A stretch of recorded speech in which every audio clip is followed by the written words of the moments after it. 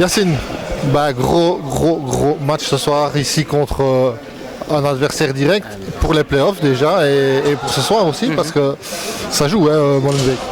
Franchement c'était un match de très haute intensité. Il y a Molenbeek, ils ont mis la pression dès le début, ils n'ont pas lâché, ils ont tenu cette pression jusqu'au bout et nous on devait faire de même, on devait pas lâcher, on devait mettre le pied, on est aussi parti les presser. À un moment ils nous ont comment dire un peu enfermés et tout ça, qu'ils étaient vraiment sur nous et c'est à ce moment-là que je pense que le match il a été fait. On a réussi un peu à sortir la tête un peu de l'eau et voilà on a réussi à enchaîner un peu les buts en deuxième mi-temps et ça nous a apporté chance. La différence entre le match de lundi et aujourd'hui, c'est la salle? Non, vraiment pas, c'est à peu près la même superficie. C'est comment vous dire, c'est manque de réalisme surtout au match aller et pour eux aussi parce qu'ils ont raté aussi quand même beaucoup d'occasions. En fait c'est sur les deux matchs, c'est n'importe qui aurait pu gagner. Oui, le match de championnat pardon. Et franchement c'est n'importe qui aurait pu gagner la partie déjà de lundi et en coupe aujourd'hui ce soir. Ça aurait pu basculer d'un côté comme de l'autre et fort heureusement pour nous ça a basculé en notre faveur. On prend l'avantage, 1-0, ils reviennent à 1-1. Là on se fait un peu peur?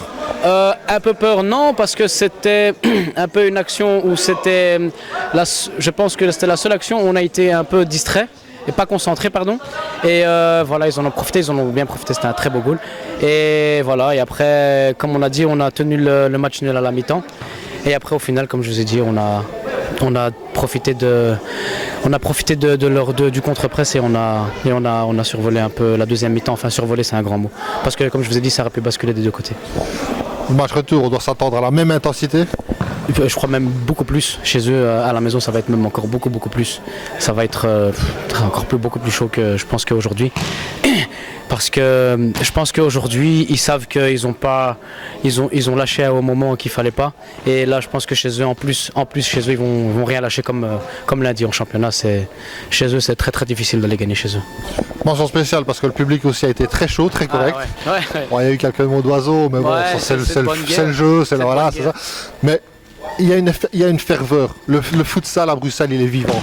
Par rapport à d'autres régions, bon, peut-être en Verse ou quoi, où là il y a encore... Mais je veux dire du côté de Liège, c'est plus ou moins moyen, mais ici à Bruxelles, il y a vraiment une ferveur, on vit le futsal. C'est ça, on baigne dedans depuis qu'on est petit en fait.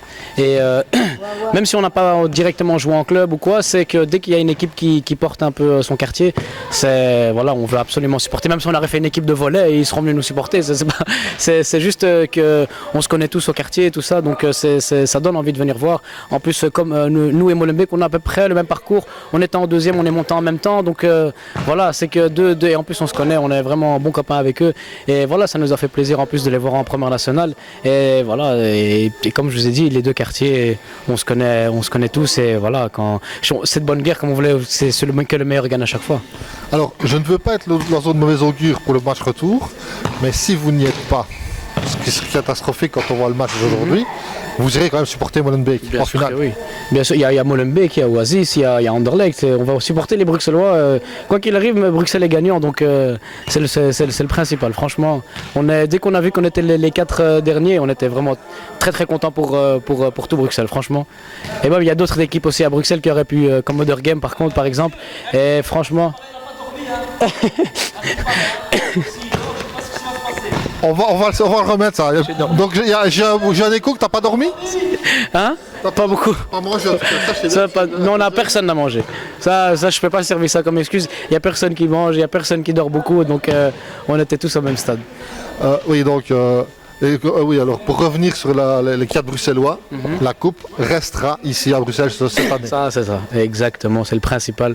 Elle va rester à Bruxelles et ça on est fiers. Oui, c'est la fierté du club. Ouais, pas du club, mais de la région aussi, parce que Bruxelles... On œuvre plus pour notre jeunesse à nous en fait.